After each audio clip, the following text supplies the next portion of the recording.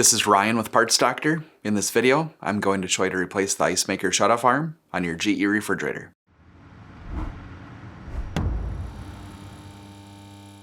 The Ice Maker ShutOff Arm tells the ice maker to stop making ice when the ice bucket is full. If the shutoff arm breaks, the ice maker may continue to produce ice even when the ice bucket is full. If you need to buy a new Ice Maker ShutOff Arm for your refrigerator, check out our website, partsdoctor.com, where we sell parts for all major appliance brands. The Ice Maker ShutOff Arm is located behind this door.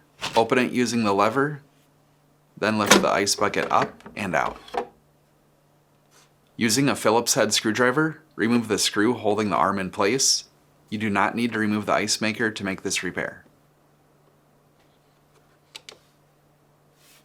Pull the arm down slowly, being careful not to lose the spring. If you need to purchase a new Ice Maker ShutOff Arm, you can check out our website, partsdoctor.com. We'll leave a link in the description below. You want to make sure that you're searching with the model number from the tag on your refrigerator to make sure you get the correct part. To install, first ensure the spring is properly aligned.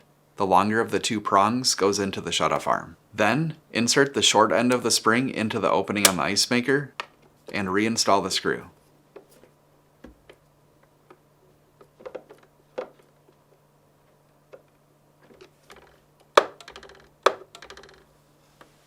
Set the ice bucket back in place and close the door, being sure to latch it shut.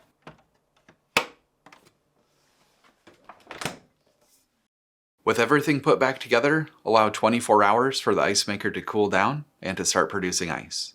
That's it for this video. If you learned something new, hit that like button.